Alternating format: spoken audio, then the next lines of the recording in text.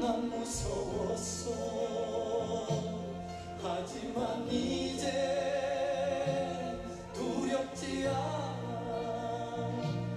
이 세상 끝까지 주님을 위하여 죽을 텐데. 수없이 많은 사람을 위해 당신이 바친 오기만 새 영원히 당신과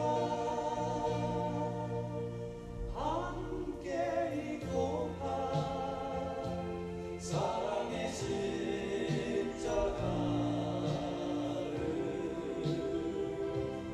맞이하네. 사랑의 십자가를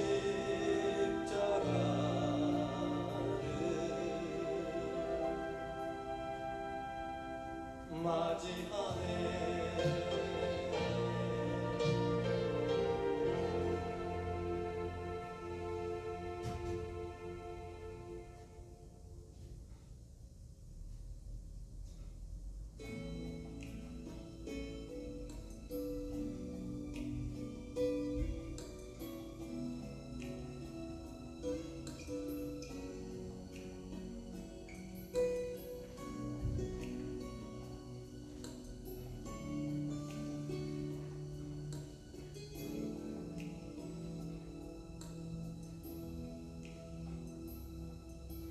내게 주어진 하루를 감사합니다.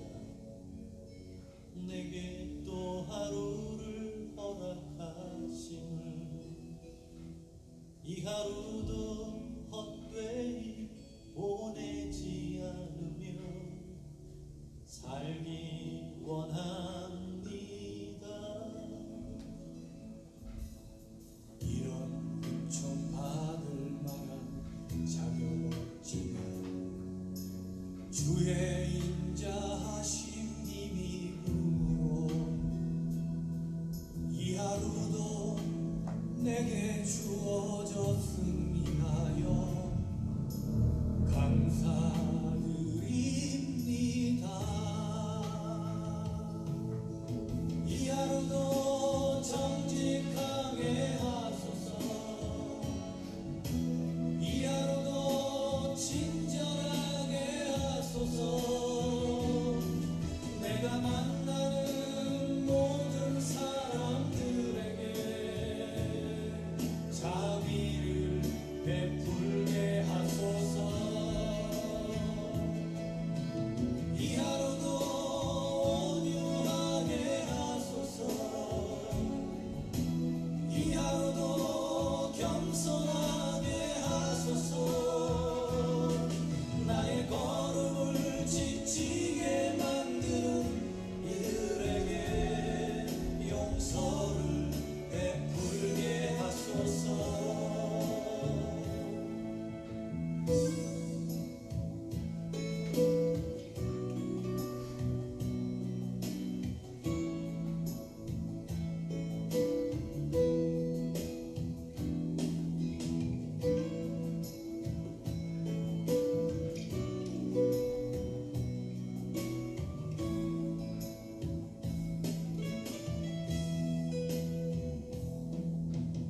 내게 주어진 하루를 감사합니다.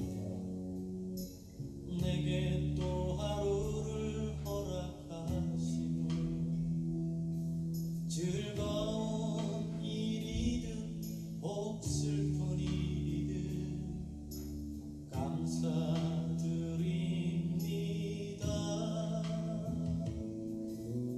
비록 이 하루만 나를 울린다 해도 원망의 나의 주님 이 모든 일을 주관하셔서 선을 이루심이라. 이 하루도 평화롭게 하소서. 이 하루도 강건하게 하소서. 험한 폭풍이 몰아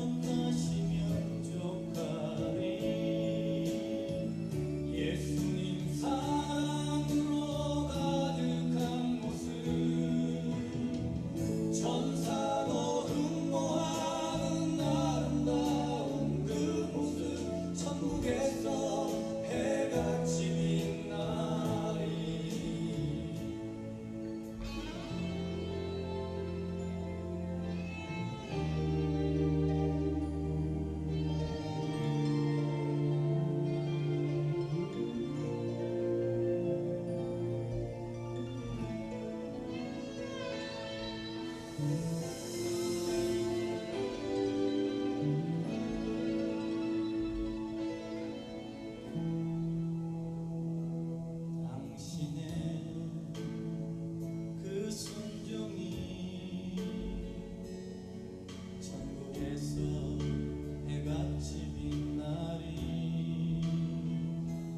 당신의 그 사랑이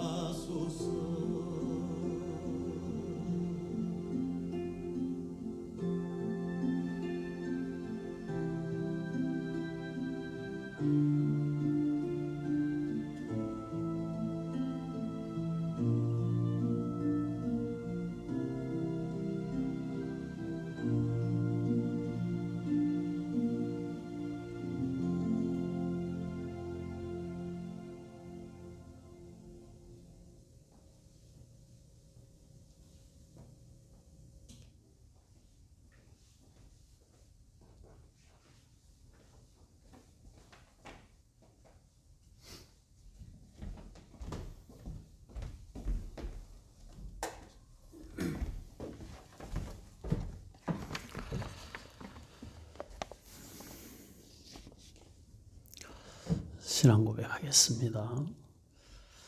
전능하사 천지를 만드신 하나님 아버지를 내가 믿사오며 그 외아들 우리 주 예수 그리스도를 믿사오니 이는 성령으로 잉태하사 동정녀 마리아에게 나시고 본디오 빌라도에게 고난을 받으사 십자가에 못 박혀 죽으시고 장사한 지 사흘 만에 죽은 자 가운데서 다시 살아나시며 하늘에 오르사 전능하신 하나님 우편에 앉아 계시다가 저리로서 산자와 죽은 자를 심판하러 오시리라.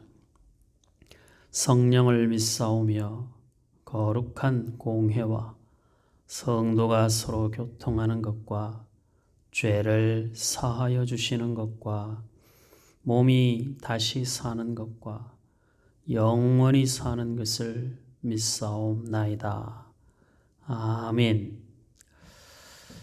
출애굽기 29장 오늘 본문이 엄청 길죠. 한번 예배 전에 미리 꼭 한번 읽어보라 했는데 읽은 줄 알고 그래도 같이 읽어야 되겠죠. 출애굽기 29장 1절로 마지막 46절까지 같이 한번 일단 읽겠습니다. 혹 못 읽은 사람들이 있을 수도 있겠다 싶어서 읽은 사람들은 한 번도 처음 읽었다가 읽었을 때 혹 놓친 본문이 있나 확인하고 퇴근하고 또 여러 가지 분주해서 혹 예배 전에 못 읽으신 분들은 다시 한번 찬찬히 읽어보도록 하겠습니다. 자, 출애굽기 29장 1절로 46절까지 천천히 같이 읽겠습니다. 네가 그들에게 나를 섬길 제사장 직분을 위임하여 그들을 거룩하게 할 일은 이러하니 곧 어린 숫소 하나와 흠 없는 순양 둘을 택하고 무교병과 기름 섞인 무교 과자와 기름 바른 무교 전병을 모두 고운 밀가루로 만들고 그것들을 한 광주리에 담고 그것을 광주리에 담은 채 그 송아지와 두 양과 함께 가져오라. 너는 아론과 그의 아들들을 회막 문으로 데려다가 물로 씻기고 의복을 가져다가 아론에게 속옷과 에봇 받침 겉옷과 에봇을 입히고 흉패를 달고 에봇에 정교하게 짠 띠를 띠게 하고 그의 머리에 관을 씌우고 그 위에 거룩한 패를 더하고 관유를 가져다가 그의 머리에 부어 바르고 그의 아들들을 데려다가 그들에게 속옷을 입히고 아론과 그의 아들들에게 띠를 띄우며 관을 씌워 그들에게 제사장의 직분을 맡겨 영원한 규례가 되게 하라. 너는 이같이 아론과 그의 아들들에게 위임하여 거룩하게 할지니라. 너는 숫송아지를 회막 앞으로 끌어오고 아론과 그의 아들들은 그 송아지 머리에 안수할지며 너는 회막 문 여호와 앞에서 그 송아지를 잡고 그 피를 내 손가락으로 제단 뿔들에 바르고 그 피 전부를 제단 밑에 쏟을지며 내장에 덮인 모든 기름과 간 위에 있는 꺼풀과 두 콩팥과 그 위에 기름을 가져다가 제단 위에 불사르고 그 숫소의 고기와 가죽과 똥을 진 밖에서 불사르라. 이는 속죄제니라. 너는 또 순양 한 마리를 끌어오고 아론과 그의 아들들은 그 순양의 머리 위에 안수할지며 너는 그 순양을 잡고 그 피를 가져다가 제단 위의 주위에 뿌리고 그 순양의 각을 뜨고 그 장부와 다리는 씻어 각을 뜬 고기와 그 머리와 함께 두고 그 순양 전부를 제단 위에 불사르라. 이는 여호와께 드리는 번제요 이는 향기로운 냄새니 여호와께 드리는 화제니라. 너는 다른 순양을 택하고 아론과 그 아들들은 그 순양의 머리 위에 안수할지며 너는 그 순양을 잡고 그것의 피를 가져다가 아론의 오른쪽 귓부리와 그의 아들들의 오른쪽 귓부리에 바르고 그 오른손 엄지와 오른발 엄지에 바르고 그 피를 제단 주위에 뿌리고 제단 위에 피와 관유를 가져다가 아론과 그의 옷과 그의 아들들과 그의 아들들의 옷에 뿌리라. 그와 그의 옷과 그의 아들들과 그의 아들들의 옷이 거룩하리라. 또 너는 그 순양의 기름과 기름진 꼬리와 그것의 내장에 덮인 기름과 간 위의 꺼풀과 두 콩팥과 그것들 위의 기름과 오른쪽 넓적다리를 가지라. 이는 위임식의 순양이라. 또 여호와 앞에 있는 무교병 광주리에서 떡 한 개와 기름 바른 과자 한 개와 전병 한 개를 가져다가 그 전부를 아론의 손과 그의 아들들의 손에 주고 그것을 흔들어 여호와 앞에 요제를 삼을지며 너는 그것을 그들의 손에서 가져다가 제단 위에서 번제물을 더하여 불사르라. 이는 여호와 앞에 향기로운 냄새니 곧 여호와께 드리는 화제니라. 너는 아론의 위임식 순양의 가슴을 가져다가 여호와 앞에 흔들어 요제를 삼으라. 이것이 내 분깃이니라. 너는 그 흔든 요제물 곧 아론과 그의 아들들의 위임식 순양의 가슴과 넓적다리를 거룩하게 하라. 이는 이스라엘 자손이 아론과 그의 자손에게 돌릴 영원한 분깃이요 거제물이니 곧 이스라엘 자손이 화목제의 제물 중에서 취한 거제물로서 여호와께 드리는 거제물이니라. 아론의 성의는 후에 아론의 아들들에게 돌릴지니 그들이 그것을 입고 기름 부음으로 위임을 받을 것이며 그를 이어 제사장이 되는 아들이 회막에 들어가서 성소에서 섬길 때에는 이레 동안 그것을 입을지니라. 너는 위임식 순양을 가져다가 거룩한 곳에서 그 고기를 삶고 아론과 그의 아들들은 회막 문에서 그 순양의 고기와 광주리에 있는 떡을 먹을지라. 그들은 속죄물 곧 그들을 위임하며 그들을 거룩하게 하는 데 쓰는 것을 먹되 타인은 먹지 못할지니 그것이 거룩하기 때문이라. 위임식 고기나 떡이 아침까지 남아 있으면 그것을 불에 살을지니 이는 거룩한즉 먹지 못할지니라. 너는 내가 네게 한 모든 명령대로 아론과 그의 아들들에게 그같이 하여 이레 동안 위임식을 행하되 매일 숫송아지 하나로 속죄하기 위하여 속죄제를 드리며 또 제단을 위하여 속죄하여 깨끗하게 하고 그것에 기름을 부어 거룩하게 하라. 너는 이레 동안 제단을 위하여 속죄하여 거룩하게 하라. 그리하면 지극히 거룩한 제단이 되리니 제단에 접촉하는 모든 것이 거룩하리라.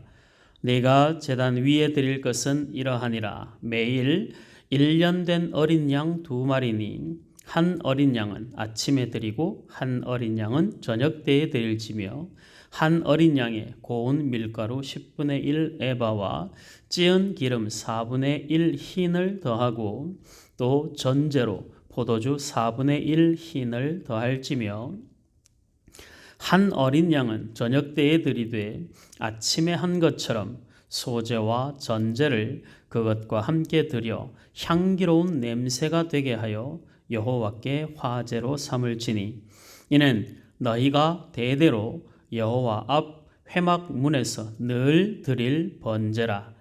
내가 거기서 너희와 만나고 네게 말하리라. 내가 거기서 이스라엘 자손을 만나리니 내 영광으로 말미암아 회막이 거룩하게 될지라. 내가 그 회막과 제단을 거룩하게 하며 아론과 그의 아들들도 거룩하게 하여 내게 제사장 직분을 행하게 하며 내가 이스라엘 자손 중에 거하여 그들의 하나님이 되리니 그들은 내가 그들의 하나님 여호와로서 그들 중에 거하려고 그들을 애굽 땅에서 인도하여 낸 줄을 알리라. 나는 그들의 하나님 여호와니라. 아멘. 지금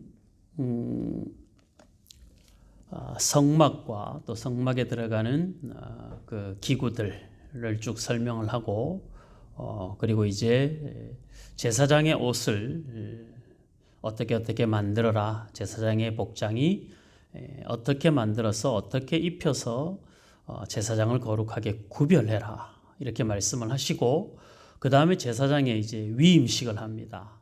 위임식을 한다는 것은 제사장으로 아론을 제사장 중에서 제일 앞서 있는 선임으로 그 대제사장으로 삼고 아론의 아들들을 그 다음에 일반 제사장으로 삼아서 하나님을 예배하게 하는 것입니다. 그 일을 하는 데 있어서 이스라엘 전체 백성들이 보는 데서 일주일 동안 위임식의 그 행사를 하게 만드는 거죠. 그래서 이스라엘 백성들이 보기에는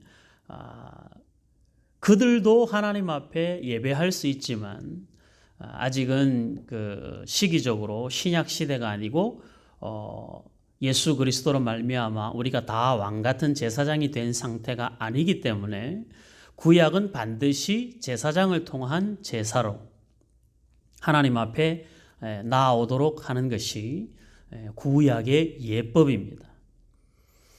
구약 시대를 이스라엘 백성들과 하나님과의 관계를 유지시켜주는 그 관계적인 율법의 내용이 바로 이 제사이죠. 하나님을 예배하는 것입니다. 거기에 주도적인 역할을 하는 사람이 대제사장과 제사장들입니다. 그러니까 이스라엘에게 있어서 구약의 대제사장은 신약으로 말하자면 예수 그리스도의 모형이라 이렇게 볼 수가 있는 겁니다. 그러니까 대제사장이 하는 그 역할은 굉장히 중요한 것이죠. 대제사장이라고 하는 사람이 특별한 것이 아니라 그 사람을 불러 대제사장으로 하나님이 세워서 대제사장으로 세워졌기 때문에 그 사람이 하나님의 일을 감당하는 귀한 사람이 된 것이죠. 지금도 마찬가지입니다. 저와 여러분들이 우리가 허물이 많고 부족함이 많은 사람들이지만 하나님의 자녀로 불러주셔서 우리가 하나님의 자녀가 되고 예수 그리스도 이름으로 구원함을 얻게 되는 하나님의 자녀된 신분을 가지게 된 것이죠.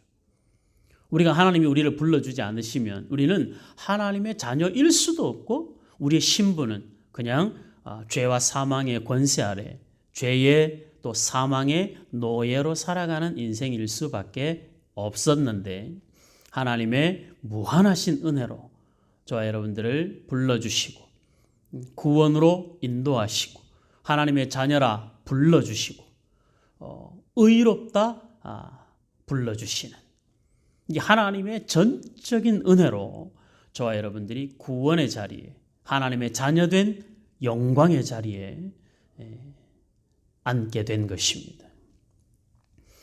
지금 이 구약에서 대제사장의 위임식을 통하여 위임식을 받는 아론이나 아론의 아들들은 지금 내가 하나님이 나를 구별하여 세운 이 일이 하나님 앞에 섰을 때 굉장히 영광스러운 직분이고 1차적으로는 굉장히 영광스러운 직분이고 또 한편에서는 엄중한 책임감을 가지게 되는 것이죠.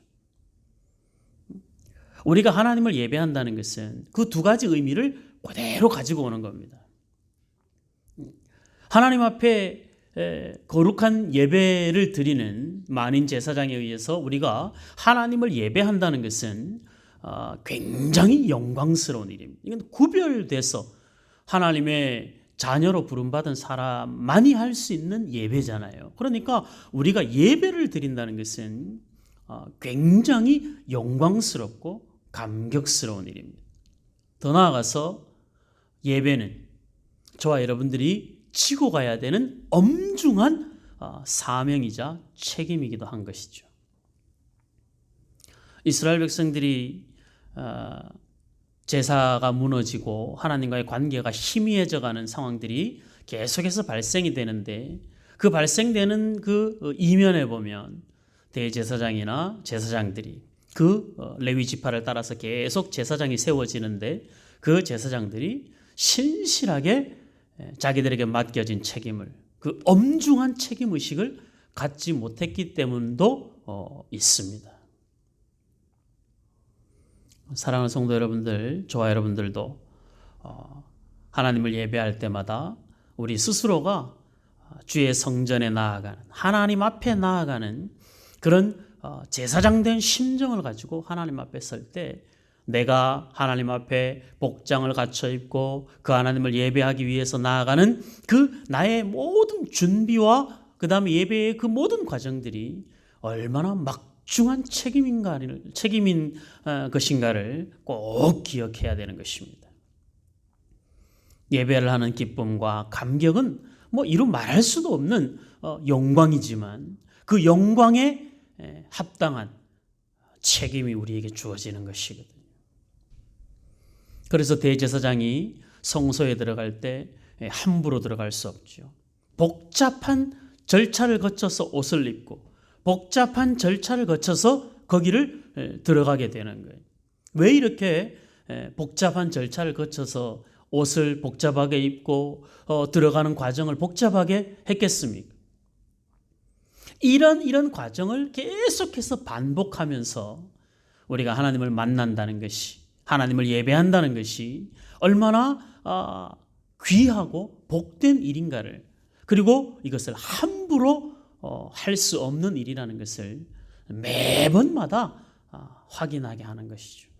그러니까 지금 이 일주일 동안 위임식을 하면서 옷을 입고 거기에 맞는 그 번제물을 드리고, 그리고 어떻게 하라는 그 과정들을 쫙 우리가 함께 읽은 29장의 이 내용들을 쭉 다 보여주면서 제사장에게는 막중한 그 사명감을 가슴에 품게 하고, 그것을 보는 이스라엘 백성들은 제사장이 인도하는 제사에 겸손히 순종하여 따라가게 만드는 것이죠. 그것이 하나님의 바람이라는 것입니다. 결국 이 이야기의 핵심, 제사장을 위임식을 하고 제사장의 옷을 입히고 제사의 방법을 가르친 핵심은 이 29장 뒷부분에 나와 있는데, 이 부분들을 우리가 한번 좀 살펴보겠습니다. 38절, 모든 것을 다 거룩하게 하고, 38절, 네가 제단 위에 드릴 것은 이러하니라. 매일 1년 된 어린 양 2마리. 매일 하라는 거, 매일. 이게 하루도 빠져서는 안 되는 것이죠. 왜 그러냐면 우리는 매일 하나님 앞에 용서를 받아야만 되는 거죠. 한 번 받은 것으로 끝나지 않으니까. 이것을 예수 그리스도가 단번의 제사로 완성하시죠. 먼저 한번 살펴볼까요? 히브리서 10장. 이 출애굽기, 레위기서는 히브리서와 연결시켜서 해석을 해봐야 되는데, 자, 히브리서 10장. 대제사장이 매일 아침 저녁으로 하나님 앞에 제사해야 될 것을 말씀하는데, 히브리서 10장 히브리서 10장 10절부터 보겠습니다. 자, 신약성경 363페이지 히브리서 10장 10절. 앞에서 이제 4절에 3절에 보면 그러나 이 제사들에는 해마다 죄를 기억하게 하는 것이 있나니 이는 황소와 염소의 피가 능히 죄를 없이 하지 못함이라, 이렇게 되어 있습니다. 그러니까 이것은 온전한 제사가 아니죠. 그러나 그 당시에는 모든 것을 완벽하게 할 수 없지만 그 당시에는 그 제사를 통하여 하나님이 인간을 용서하시고 구원으로 인도하시는 것이고, 예수 그리스도가 오시고 난 다음에는 그때의 불완전하던 제사를 완성한다는 것이거든요. 자, 10절. 이 뜻을 따라 예수 그리스도의 몸을 단번에 들이심으로 말미암아 우리가 거룩함을 얻었노라. 제사장마다 매일 서서 섬기며 자주 같은 제사를 드리되 이 제사는 언제나 죄를 없게 하지 못하거니와, 그러니까 완벽하게 죄를 없게 하지 못하거니와 오직 그리스도는 죄를 위하여 한 영원한 제사를 드리시고, 죄를 위하여 한 영원한 제사 뭡니까? 본인 스스로가 그 제사의 제물이 되는 것이죠. 본인이 제사장인과 동시에 본인이 그 제물이 되는 어린 양이 되어서 죽임을 당하는 것이죠. 십자가의 죽음입니다. 그 십자가의 죽음으로 한 영원한 제사를 드리시고 하나님 우편에 앉으사 그 후에 자기 원수들을 자기 발등상이 되게 하실 때까지 기다리시나니 그가 거룩하게 된 자들을 한 번의 제사로 영원히 온전하게 하셨느니라. 한 번의 제사, 십자가의 단번에 죽으심, 두 번, 세 번 죽지 않으시죠. 십자가를 한 번의 십자가의 죽으심으로 영원히 온전하게 하신 거예요. 그러니까 우리는 다시 죄에 관한 한 예수 그리스도를 믿음으로 고백하고 난 다음에는 죄에 대한 책임을 지고 끊임없이 과거로 돌아가야 될 필요가 없는 것이. 자, 이게 잘 생각해야 됩니다. 죄에 대한 책임은 예수님이 십자가에서 완성하신 거예요. 그러니까 더 이상 우리에게 죄에 대한 책임은 묻지 않습니다. 죄의 삭은 사망이죠. 그런데 죄의 삭이 사망인, 죄에 대한 책임이 사망인데 우리를 더 이상 죄로 말미암아 사망으로 이끌어갈 수가 없다. 그 죄에 대한 책임은 예수님이 십자가에서 완성하셨기 때문에, 그러면 예수님이 십자가에서 완성한 우리의 죄에 대한 책임을 다 담당하셨다면 우리는 이 세상을 살면서 마음껏 죄를 지어도 되는가? 우리는 이 세상에서 어떤 죄를 지어도 다 용서함을 받는가? 이 문제가 남게 되죠. 왜냐하면 우리가 예수 믿고 구원함을 받아도 우리가 삶의 자리로 들어가면 우리의 생각이나 우리의 행동이 여전히 분명히 하나님의 자녀임에도 불구하고 우리가 말과 행동하는 것에서 죄의 흔적들이 나타나고 있거든요. 그러면 죄를 용서한 십자가의 영향이, 십자가의 은혜가 불완전한가? 그것이 완전하다면 내가 더 이상 죄를 안 지어야 맞지 않는가? 그렇죠. 이런 고민들을 신앙생활 하면서 해야 되는 거예요. 그냥 예수 믿고 모든 것이 다 그냥 괜찮은 줄 스스로를 대단한 사람처럼 마치 몸과 마음이 정결하여 더 이상 죄에서 완전히 자유한 사람인 것처럼 자기 스스로를 그렇게 생각하면 안 돼요. 그건 구원파들입니다. 그렇게 하면 안 돼요. 우리는 매일매일 현실 속에 살아요. 죄에 대한 책임은 십자가에서 예수님이 지셨습니다. 그러나 우리는 현실을 살고 있는 거예요. 이 현실에서 우리는 죄에 대한 책임은 예수님이 십자가에서 지셨지만 우리는 현실적으로 일어나는 죄로 인해서 우리의 마음에 무엇이 사라집니까? 그 죄로 말미암아 사망으로 가지는 않지만 그 죄로 말미암아 우리 마음속에 평강이 없어지고 기쁨이 없어지고 감사와 감격이 사라지게 되는 거예요. 우리가 죄를 짓지 않으려고 죄와 피 흘리기까지 싸우는 이유는 하나님이 십자가에서 완성한 그 구원의 은혜가 죄에 대한 책임을 담당하셔서 죄에 대한 자유함을 우리에게 허락하신 그 은혜가 내 안에서 사라지지 않기 위하여 우리는 죄와 싸우는 거예요.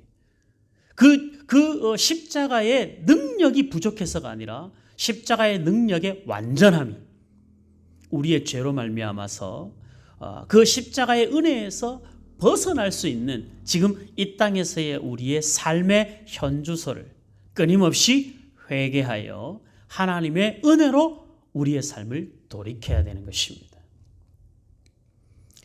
그래서 우리는 매일 하나님을 바라보면 우리가 어떤 죄 가운데 있어도 우리는 하나님의 자녀라는 사실은 변하지 않습니다. 하나님의 자녀라는 사실이 변하지 않기 때문에 우리는 세상에서 매일매일 죄와 더불어 싸우면서 하나님 앞에 하나님의 자녀다운 그런 신실하고 거룩한 삶을 살기 위한 몸부림이 우리 안에 있어야 됩니다. 그래서 믿음이라고 하는 그 속에는 은혜와 책임이 함께 들어가 있는 거예요. 우리는 매일매일 하나님의 자녀된 거룩한 책임을 감당하기 위하여 죄와 피 흘리기까지 싸우는 것입니다.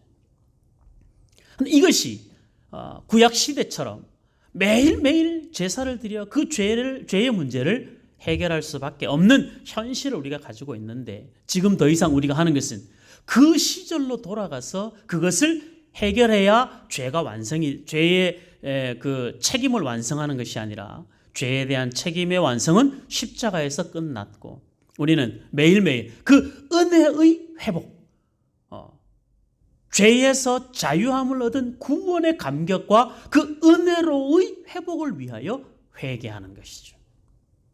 구약에서의 회개는 죄 용서 받기 위한 회개라면, 신약에서 그리스도로 말미암은 은혜 가운데 있는 저와 여러분들이 하는 회개는 죄 용서함의 회개가 아니라 오히려 하나님의 구원의 은혜의 감격을 회복하는 쪽에서의 회개인 것이죠. 이해가 되십니까?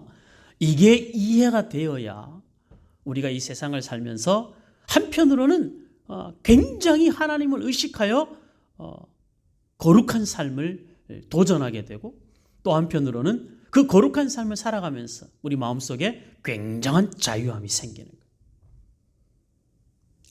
그래서 성경은 이 신앙은 그냥 덮어놓고 하나님만 믿으면 돼, 이게 아니에요. 알고 배워서 우리가 하나님께서 우리에게 주신 그 자유함이, 진리를 알지니 진리가 너희를 자유케 하리라고 하신 그 진리 안에서의 자유함이, 죄와 사망의 권세를 뛰어넘는 그 자유함이 우리 가운데 강같이 넘쳐 흐르고, 그 강같이 흘러 넘치는 자유함 속에 우리 스스로를 하나님 앞에 거룩한 백성 되기 위한 신실한 몸부림이 그 안에 함께 묻어져 나오는 것이죠. 이게 믿는 자의 신비로움입니다. 신앙의 신비로움이 여기 있는 거예요. 우리 샘선교회 성도 여러분들, 죄에 대한 책임은 예수님이 십자가에서 완성하셨다. 책임을 우리에게 짐지우지 않습니다. 책임을 져야 되면 죽어야 되는 거거든요. 죄의 삭은 사망이니까. 죄에 대한 책임을 묻지 않고 우리는 뭘 하라는 거예요? 회개하여 그 은혜 속으로 다시 들어가라는 것입니다. 우리가 매일 회개하는 것은 매일 하나님의 은혜로 들어가기 위함이지, 죄에 대한 책임을 지기 위하여 회개하는 것이 결단코 아닙니다. 그러니까 매일매일 하나님 앞에 민망하고 부끄러운 모습을 하나님 앞에 회개하고, 또 하나님의 은혜를 우리가 구하는 것이죠. 이것이 점점 더 확장되어지면 그 하나님의 은혜가 우리 안에서 충만할 수 있도록 매일매일 성령을 의지하여 살아가는 삶, 그게 우리의 신앙생활의 과정이 되는 것이거든요. 자, 앞에서 우리가 출애굽기 29장에서 보았던 매일 그래야만 되는 그 일들을 예수님께서 단번에 완성하셨습니다. 한 번의 제사로 영원히 온전케 하셨습니다. 여기서 구원파로 흘러가지 말고 이 신앙의 진리를 바르게 깨달았어. 구원의 확신은 갖되 그 구원의 확신을 가진 자로서 하나님의 자녀다, 그 하나님의 자녀의 신분과 수준에 맞는 그 신앙의 삶을 살기 위하여 우리는 오늘도 마치 잡아야 될 것을 향하여 달려가는 사람처럼 바울의 고백대로 그렇게 뒤의 것은 잊어버리고 앞의 것을 향하여 달려가는 자의 삶을 살아야 되는 것이죠. 자, 다시 출애굽기 29장으로 갑니다. 41절. 한 어린 양은 저녁 때에 드리되, 어린 양 하나는 아침에 드리고 하나는 저녁에 드리고 한 것처럼, 아침에 한 것처럼 소제와 전제를 그것과 함께 드려 향기로운 냄새가 되게 하여 여호와께 화제로 삼을지니. 자, 이제 그다음부터 이제 이 위임식과 그리고 출애굽의 목적이 그 다음에 등장합니다. 42절. 이는 너희가 대대로 여호와 앞 회막 문에서 늘 드릴 번제라. 내가 거기서 너희와 만나고 내게 말하리라. 우리가 앞에서도 그 속죄소, 법궤와 속죄소를 할 때도 우리가 봤죠. 하나님이 그것을 만드신 이유가, 하나님이 임재하시는 이유가 대제사장을 만나고 이스라엘 백성들을 대표로 온 대제사장을 만나고 그리고 거기에서 하나님이 말씀하시는 명령하시는 것이죠. 지금 여기서도 똑같이 그 이야기를 하는 거예요. 내가 만나고 내게 말하리라. 뭘 말하겠어요? 어떻게 해야 되는 것을 말하고 너희들의 죄를 내가 용서했다 말씀하시고 너희가들이 믿는 자로 어떻게 살아야 된다는 것을 말씀하시는. 그러니까 예배는 결국 뭡니까? 만남이거든요. 누구와의 만남이에요? 하나님과의 만남이죠. 이 세상에서 어떤 것보다 소중한 시간. 제가 왜 이렇게 정말 수도 없이 많은 그 설교 때마다 예배가 중요하고 예배를 우리가 선택하지 말고 하나님 앞에 겸손히 나오고 이 이야기를 왜 자꾸 하냐 하면 그 예배가 하나님이 나를 만나주시는 시간이거든요. 말씀 가운데 찬양 가운데 기도 가운데 하나님이 나를 만나주시고 내 마음을 만지시고 나를 안아주시고 나를 포근히 품어주시는 그 시간. 그러면서 내 안에 어떤 소원을 품게 하시고 기도의 제목을 생각나게 하시고 믿는 자로 어떻게 살아야 될 것인지에 대한 거룩한 소원을 품게 하시는 것이죠. 그게 예배 안에서 일어나는 거예요. 지금 대제사장의 위임식을 통해서 그 과정들을 보여주면서 이스라엘 백성들이 하나님과의 만남은 이런 과정을 통해서 하나님이 이렇게 역사하시는 것이다. 그걸 지금 보여주고 있는 것이거든요. 그 의미는 지금도 동일하게 남아있는 것입니다. 저와 여러분들의 삶에서 우리가 하나님 앞에 드리는 이 예배는 이런 하나님의 특별한 계획과 목적이 있는 거예요. 세상에서 어떤 사람을 만나느냐에 따라서 우리의 마음가짐이 달라지고 우리의 복장도 달라지죠. 대제사장이 하나님을 만나기 위하여 몇 겹에 걸쳐지는 옷을 속옷부터 시작해가지고 하나하나 다 갖춰 입어야 되는 그 과정들을 보면서 우리가 하나님을 예배하는 일을 너무 건성건성하지 않고 제대로 준비하는 하나님을 만나 내가 나를 사랑하시고 나를 구원하시고 나를 위하여 당신의 아들을 내어주신 그분을 만나는 거예요. 그러니까 이 하나님을 만난다라고 생각만 해도 우리가 어떻게 준비하고 그 예배 안에 어떤 마음을 담고 예배하는 한 시간 안에 어떤 자세와 어떤 모습을 가져야 되는지를 대충 생각해도 아는 것이죠. 말라기서에서 하나님이 이스라엘 백성들을 보고 뭐라고 말씀하셨어요? 더 이상 하나님 앞에 제물이랍시고 가지고 오는 거 더 이상 가져오지 마라. 너희들이 태워서 하나님 앞에 올려드리는 그 번제물의 냄새가 오늘 성경이 뭐라고 말해요? 이것은 여호와께 향기로운 냄새라. 그런데 그 시대에는 이스라엘이 바벨론의 포로로 잡혀가는 그 시기에는 그 냄새가 하나님께 향기로운 냄새가 아니라 하나님이 역겨워하시는 냄새가 되었다.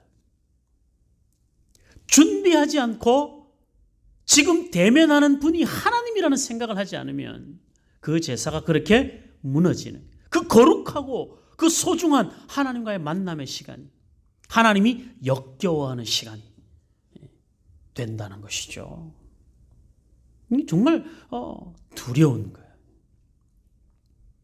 하나님을 알면 알수록 하나님을 사랑하면 사랑할수록 하나님의 은혜 속으로 내가 들어가면 들어갈수록 나에게 있어서 예배는 가장 소중한 그 영역으로 자리 잡을 수밖에 없는 거예요. 하나님을 사랑하는 우리가 예배를 소홀히 할 수 없고 하나님이 나의 구원자이시오 나의 아버지이시오 그리고 하나님이 내 삶의 전부라고 한다면 우리가 그렇게 말하고 우리의 행동은 하나님 앞에 온전히 예배하지 못하는 자가 된다는 것은 그건 너무 앞뒤가 안 맞는 것이죠. 우리 학부형들 학교 선생님과 상담이 있으면 어떻게 하고 갑니까? 집에서 입던 거 대충 입고 슬리퍼 신고 그렇게 가가지고 만나지 않죠. 대부분이 깔끔하게, 남자들 같은 경우에는 정장 차림을 하고 누굴 만나요? 내 자녀를 가르치는 선생님을 만난다라고 생각하니까. 사업하는 사람들은 그 사업 파트너가 어떤 사람이냐에 따라서 복장이 달라지겠죠. 대충 체육복 입고 나가서 계약서 쓰고 이러지 않죠. 그렇게 할 수가 없는 거예요. 그것의 가치가 크면 클수록 준비하게 돼요. 서로의 오타 하나 없게 만들어야 돼요.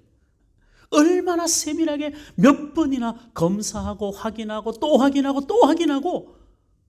그렇죠. 계약서 하나에 문구 하나가 얼마나 중요합니까?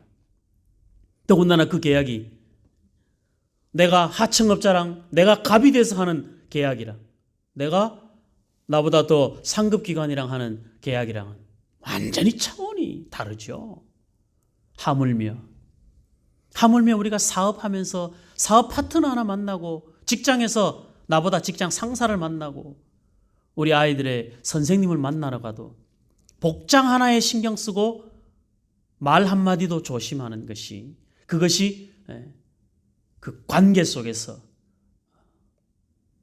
해야 되는 행동인데 하물며 살아계신 하나님을 만난다고 하면서 그 하나님을 만나기 위하여 나오는 예배의 자리가 그렇죠? 그럴 수가 없는 거예요. 결국은 내가 하나님을 어떻게 생각하느냐가 내가 예배하는 내 마음을 결정하는 것이죠. 하나님이 나에게 별 의미가 없으면 예배가 그렇게 별 의미가 없을 거예요. 하나님이 나에게 소중한 분이면 나는 예배를 소중히 여길 수밖에 없죠. 왜요? 하나님이 그 시간에 나와 만나는 시간이라는데. 만사를 제쳐놓고 여기에 우선하고 여기에 공을 들이고 기도하고 묵상하고 준비하고 그렇게 하지 않겠습니까? 하지 않는 게 이상한 거죠. 여러분들이 생각을 하는 그 대상이 하찮게 여길 수 있는 존재가 아니라 살아계신 하나님, 찬송과 영광을 받으시기에 합당하신 분이 요한계시록에 나오는 것처럼 종말에 저 하늘나라에 가서 거기에서 찬송 마음껏 부를 그 생각하고 이 땅에서 그렇게 하지 않아도 된다. 그럴 수가 없죠. 말도 막 버벅거리게 되는데 그럴 수가 없죠. 천상에서의 예배가 감격스러울 것을 우리가 기대한다면 지상에서의 예배도 여전히 감격스러워야 맞는 것이죠. 구원의 기쁨과 감격은 천국에 가서 누리려고 하지 말고 우리가 살아가는 이 땅에서 이미 경험하며 살아가는 그 감격이 있어야 되는 거예요. 누가 하라고 해서 하면 얼마나 힘들겠어요. 자, 예배합시다. 예배 시간 됐어요. 서로 문안합니다. 시간 맞춰서 들어오세요. 이거 여러분들 물론 믿음이 약한 사람이나 우리 청소년들이나 청년들 같은 경우에는 그럴 수 있습니다. 아직 하나님과의 관계가 하나님이 나에게 얼마나 소중한지를 모르는 사람들은 그 소중한 줄 모르는데 당연히 그럴 수 있죠. 그런데 하나님이 나에게 소중한 분이라는 것을 알면 알수록 우리는 행동 거지가 달라져야 되는 것입니다. 자, 그다음 43절 내가 거기서 이스라엘 자손을 만나리니 내 영광으로 말미암아 회막이 거룩하게 될지라. 하나님이 만나러 오셨어. 그래서 그 회막이 뭐예요? 일반 하나님이 임재하심이 없는 회막은 뭡니까? 그냥 텐트예요. 근데 거기에 하나님이 임재하심과 동시에 거기가 거룩해지는 것이죠. 지난번에도 말씀드렸죠. 모세를 향하여서 하나님 뭐라고 말씀하셨어요? 내가 지금 너를 만나고 있는, 네가 서 있는 그 자리가, 네가 지금 나를 만나고 있기 때문에 그 자리가 거룩한 것이다. 교회가 그래서 거룩한 거예요. 예배하는 자가 그래서 거룩한 하나님의 사람이 되는 거예요. 하나님이 임재하시기 때문에, 하나님이 그 가운데 영광으로 함께 하시기 때문에, 하나님이 함께 하시는 사람은 그래서 그 사람이 거룩해지고, 하나님이 함께 하시는 가정은 그래서 그 가정이 거룩해지고, 하나님이 함께 하시는 그 직장과 사업장과 교회가 그렇게 하나님 앞에 거룩하게 구별되는 거예요. 하나님의 임재하심이 없으면 우리는 그냥 아무것도 아닌 질그릇일 뿐인 것이죠. 교회는 그냥 건물일 뿐인 것이고. 근데 하나님이 약속하셨단 말이죠. 예배하는 자에게, 예배하는 공동체 안에 하나님이 와서 임재하셔서 영광으로 역사하시고 만나주시겠다는 거예요. 그 다음 44절, 내가 그 회막과 제단을 거룩하게 하며 아론과 그의 아들들도 거룩하게 하여. 제사장으로 예배를 집례하는 아론과 아론의 아들들 제사장들도 거룩하게 하는, 예배하는 모든 사람들이, 예배 인도자나 예배에 동참하는 회중들, 모든 사람들을 다 하나님이 거룩하게 하시는 거예요. 내게 제사장 직분을 행하게 하며, 하나님이 거룩하게 하셔서 그 다음에 그 거룩한 제사장의 옷을 입고, 그리고 거룩한 제사를 집례하면 하는 그런 제사장의 직분을 감당하게 되는 것이죠. 예배는 모든 사람들이 제사장의 직분을 가지고 그 자리에 동참해 있는 것이. 여러분들 지금 각자의 가정에서 편안하게 앉아 있지만, 지금 여러분들은 함께 예배하는 이 한 시간만큼은 여러분들도 제사장의 신분으로, 제사장의 마음으로 함께 예배하고 있는 것이거든요. 하나님이 그렇게 구별하신 것입니다. 45절, 내가 이스라엘 자손 중에 거하여, 임마누엘이죠. 이스라엘 자손 중에 거하여 그들의 하나님이 되리니, 그들은 내가 그들의 하나님 여호와로서 그들 중에 거하려고 그들을 애굽 땅에서 인도하여 낸 줄을 알리라. 뭘 통해서? 제사를 통해서. 제사를 통해서 그 예배를 드릴 때마다 하나님이 그 가운데 임재하셔서 그곳을 거룩하게 하실 때마다, 하나님의 영광이 구름 가운데 회막 위에 임재하실 때마다 이스라엘은 뭘 확인하라는 거예요? 하나님이 우리와 함께하기 위하여 우리를 출애굽을 시켰구나. 고단한 광야길을 걸어가면서 그들은 매일매일 불평하고 원망했지만 이러려고 여기다가 우리를 불러냈냐고.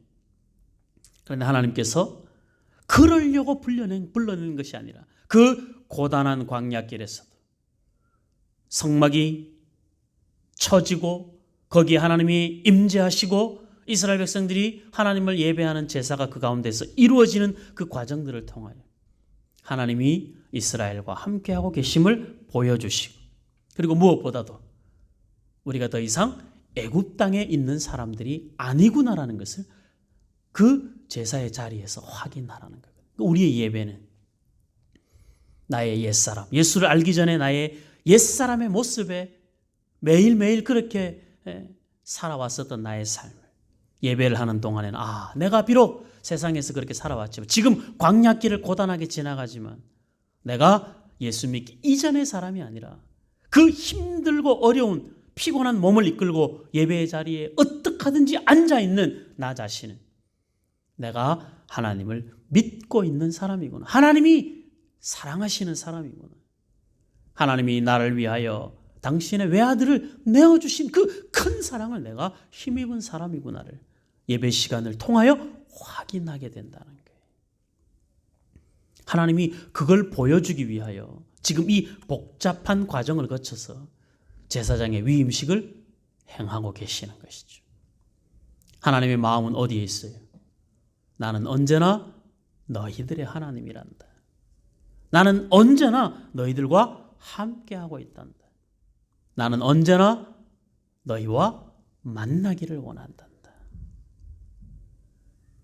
하나님이 제사장의 위임식을 통하여 그것을 제사장들과 온 이스라엘 가운데 그 말씀을 가르쳐 주시고 지금 신약 시대에 예수 그리스도로 말미암아 온전함을 얻은 하나님의 자녀라 다시 확인받은 저와 여러분들의 삶 속에서도 하나님은 끊임없이 우리와 우리 가운데 거하기를 원하시는, 예배 가운데 거하시는, 예배하는 자 그들 가운데 하나님이 언제나 거하시면서 나는 너희를 구원하여 낸, 출애굽을 시킨, 죄와 사망의 영원한 굴레에서 너희를 진리로 자유함을 얻게 한 너희의 하나님이라, 너희의 아버지라. 어떤 고난과 혼란 속에서도 너희를 향한 사랑을 한 번도 포기한 적 없고 그 사랑을 거두어 드린 적도 없다. 그게 우리를 향한 하나님의 마음이죠. 이게 어디에서? 예배를 통하여 하나님이 그것을 우리 가운데 확인시켜 주시겠다는 거예요. 얼마나 참 놀라운 은혜고 감사한 하나님의 사랑입니까? 그러니 우리가 어떻게 하나님이 우리를 만나 주시는 이 예배를 우리가 소홀히 할 수 없죠. 대충 준비할 수 없죠. 마음을 담지 않을 수가 없죠. 우리 마음대로 할 수가 없죠. 하나님만이 영광을 받으시고 하나님께만 영광이 돌려지고 그 모든 순서와 과정을 통하여 그 불편하고 번거로운 그 모든 과정들을 우리가 묵묵히 감수하면서 그 하나하나의 은혜를 담으시는 하나님의 사랑과 하나님의 일하심을 보게 되는 것이죠. 그 예배를 저와 여러분들이 지금 하나님 앞에 드리고 있는 것입니다. 하나님이 우리를 얼마나 사랑하시는지, 당신의 외아들을 내어주신 사랑이죠. 우리 히브리서 5장을 한번 보고 마치겠습니다. 히브리서 5장 1절. 히브리서 5장 1절.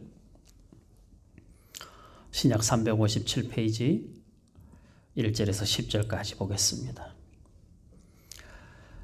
자, 말씀을 잘 살펴보기를 바랍니다. 신약 357페이지 히브리서 5장. 대제사장마다 사람 가운데서 택한 자이므로 하나님께 속한 일에 사람을 위하여 예물과 속죄하는 제사를 드리게 하나니 그가 무식하고 미혹된 자를 능히 용납할 수 있는 것은 자기도 연약에 휩싸여 있음이라. 구약의 제사장들은 자기도 연약한 사람 중에 하나라는 거예요. 그러므로 백성을 위하여 속죄제를 드림과 같이 또한 자신을 위하여도 드리는 것이 마땅하니라. 아까 우리 출애굽기 29장에서 봤죠. 제사장이 위임식을 할 때 옷을 제일 갖춰 입고 나서 제일 먼저 뭐 했어요? 29장 앞부분에 보니까 제일 먼저 뭐예요? 속죄제를 드리죠. 자기를 위한 속죄제. 순양의 머리에 안수하여 자기의 죄를 그 양에게 전가를 시켰어. 그렇게 자기 죄를 해결을 하고 백성의 죄를 하나님 앞에 가서 용서해 달라고 구하는데 예수님은 그럴 필요가 없으신 분이다. 그거죠. 자, 4절. 이 존귀는, 제사장의 존귀는 아무도 스스로 취하지 못하고 오직 아론과 같이 하나님의 부르심을 받은 자라야 할 것이니라. 저와 여러분들이 하나님이 제사장으로 부른 것은 우리 스스로가 취한 것이 아니라 하나님이 부르심을 받은 자라야 그 제사장이 되는 거예요. 하나님의 자녀는 우리가 하나님의 자녀를 된 것이 아니고 내가 예수를 믿었으니 내가 믿은 이 믿음에 근거하여 하나님이 나를 구원하신 것이 아니라 나를 예수를 주로 고백할 수 있는 은혜를 먼저 나에게 주셔서 내가 예수를 주로 고백하게 하는 것이죠. 순서가 바뀌면 안 되는 거예요. 그래서 우리 스스로가 취한 제사장의 직분이 아니고 우리 스스로가 가진 그런 하나님의 자녀의 신분이나 이런 것이 아니라 하나님이 우리에게 은혜로 허락하신 신분이다. 이 정말 성경을 볼 때마다 느껴지는 그 감격이라는 것은 정말 참 그렇죠. 참 그래요. 우리말로 표현이 다 안 됩니다. 자, 5절 이와 같이 또한 이와 같이 그리스도께서 대제사장 되심도 스스로 영광을 취하심이 아니요 오직 말씀하신 이가 그에게 이르시되 너는 내 아들이니 내가 오늘 너를 낳았다 하셨다. 시편 2편에 있는 말씀이죠. 예수 그리스도도 하나님이 그 일을 하게 하셔서 그 일을 하셨다. 제사장을 하셨다는 거예요. 또한 이와 같이 다른 데서 말씀하시되 내가 영원히 멜기세덱의 반차를 따르는 제사장이라 하셨으니 멜기세덱의 반차라는 것은 레위 계통을 따라 된 제사장이 아니라는 거예요. 하셨으니 그는 육체에 계실 때에 자 여기서부터 잘 보셔야 육체에 계실 때에 자기를 죽음에서 능히 구원하실 이에게 심한 통곡과 눈물로 간구와 소원을 올렸고 누가? 멜기세덱의 반차를 따라 대제사장이 된 예수 그리스도께서 왜 그렇게 하셨냐면 그의 경건하심으로 말미암아 들으심을 얻었느니라. 그가 왜 심한 고통과 눈물과 간구와 소원을 올렸냐? 8절 그가 아들이시면서도 왜 이렇게 하셨느냐 하면 그가 받으신 그 고난으로 순종함을 배워서 온전하게 되셨다라는 거예요. 이게 중요한 것입니다. 예수 그리스도가 심한 통곡과 눈물로 간구와 소원을 올리신 하나님의 아들이시면서도 그가 그렇게 하신 그 이유는 그가 받으신 고난으로 그가 순종함을 배워서 몰라서 배웠겠어요? 아시는 분이지만 그는 그의 모든 제사장으로서 걸어가는 그 고난이 마지막 십자가에 자기 스스로가 제물이 되는 그 과정을 지나가시면서 그가 겪은 그 고난의 완성은 뭡니까? 순종이거든요. 그 순종으로 우리를 스스로가 온전케 되시고 우리를 온전케 하시는 거죠. 그래서 9절 뒷부분에 자기에게 순종하는 모든 자에게 영원한 구원의 근원이 되셨다 했습니다. 우리가 하나님을 예배하는 것은 결국 궁극의 목적이 뭐예요? 하나님의 말씀 앞에 순종하기 위함인 거예요. 하나님의 말씀에 대한 순종은 우리를 온전하게 하는 것이고 순종이 우리를 온전하게 하면 그 온전함으로 우리는 뭘 견뎌냅니까? 고난을 견뎌내는 것이죠.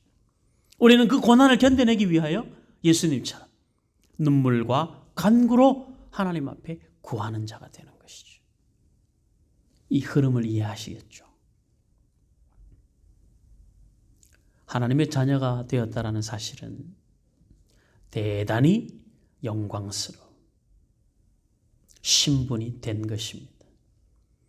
제사장으로 부름받았다는 것은 하나님을 예배할 수 있도록 하나님이 거룩하게 구별하셨다라는 의미가 있습니다. 우리가 스스로 취한 것 아닙니다. 하나님이 은혜로 주신 것입니다. 구원을 거저받았듯이 제사장으로 세움을 받은 것도 거저 세워진 하나님의 은혜라고 한다면 바울의 고백처럼 우리의 온 몸과 마음을 다하여 살아계신 하나님을 영광스럽게 예배하는 자가 되어야 되지 않겠습니까?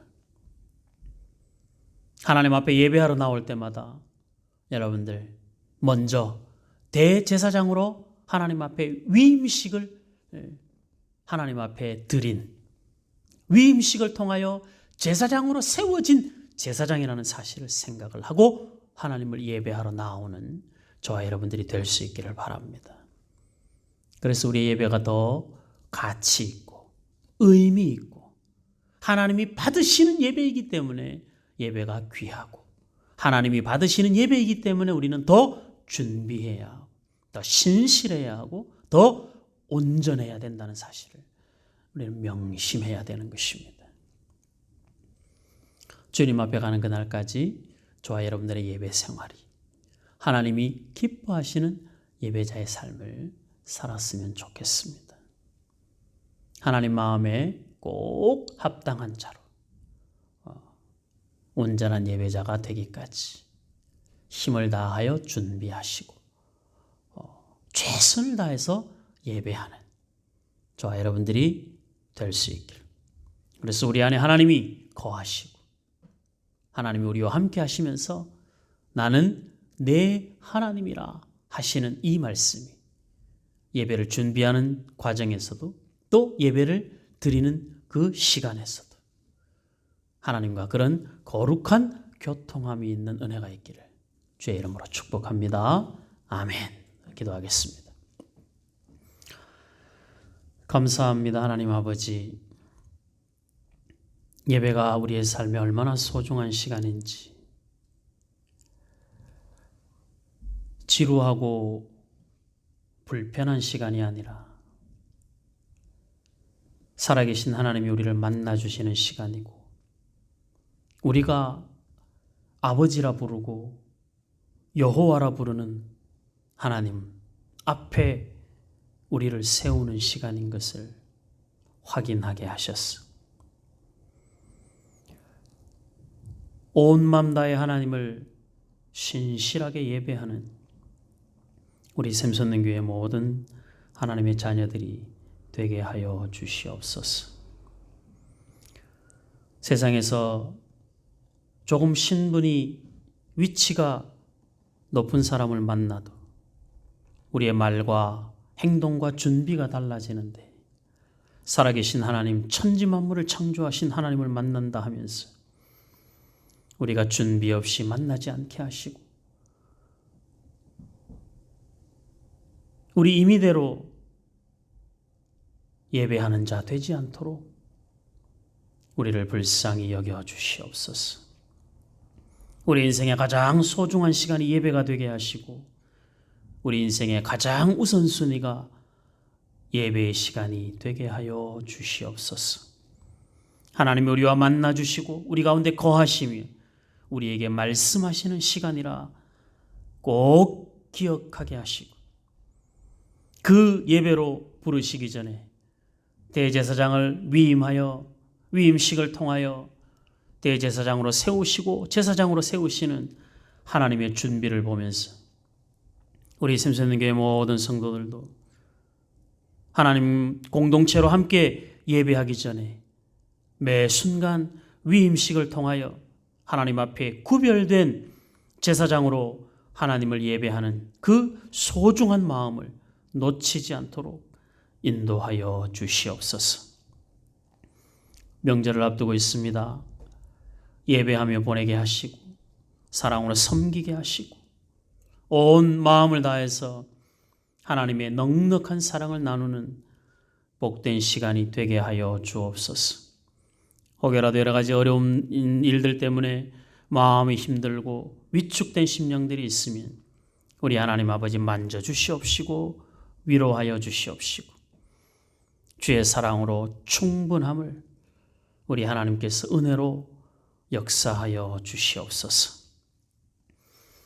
명절 기간 동안 급한 소식 없게 하시고 할 수 있는 대로 가족들과 함께 소박하지만 은혜로운 시간으로 보낼 수 있도록 우리 하나님 도와주시고, 시댁이든 친정이든 본가든 처가든 마음 상하는 일 없도록 우리 하나님이 우리의 마음을 잘 다스릴 수 있도록 은혜를 베풀어 주시옵소서.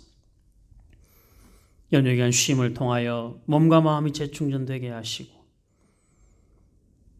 꾸준하게 경건의 연습을 게을리하지 않도록 간섭하여 주시옵소서. 예수님 이름으로 기도하옵나이다. 아멘. 하늘에 계신 우리 아버지여, 이름이 거룩히 여김을 받으시오며 나라의 임하옵시며 뜻이 하늘에서 이룬 것 같이 땅에서도 이루어지이다. 오늘날 우리에게 일용할 양식을 주옵시고 우리가 우리에게 죄 지은 자를 사하여 준 것 같이 우리의 죄를 사하여 주옵시고 우리를 시험에 들게 하지 마옵시고 다만 악에서 구하옵소서. 대개 나라와 권세와 영광이 아버지께 영원히 있사옵나이다. 아멘. 명절 다들 잘 보내시고 건강 조심하시고요. 좀 정부 정책에 맞춰서 가능한 한 여러 사람이 함께 모이는 일 없도록 우리가 조금 더 조심합시다. 우리 샘선교회 성도들만이라도 조금만 조심들 하시고 그리고 식구들도 좀 이렇게 돌아보시면서 교회 여러 어른들과 교회 성도들도 여러분들 주의 사랑으로 좀 돌아보고 또 섬기는 은혜가 그런 좀 마음의 여유가 있었으면 좋겠습니다.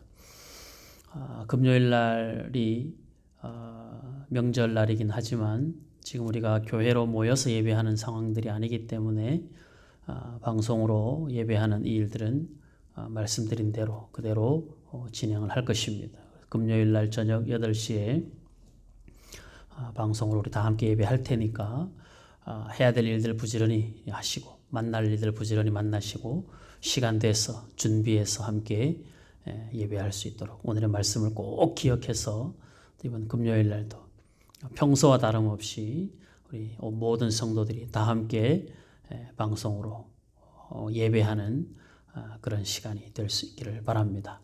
건강하시고 행복하시고 즐겁고 기쁜 명절 잘 보내시기를 바랍니다. 금요일 날 뵙겠습니다. 감사합니다.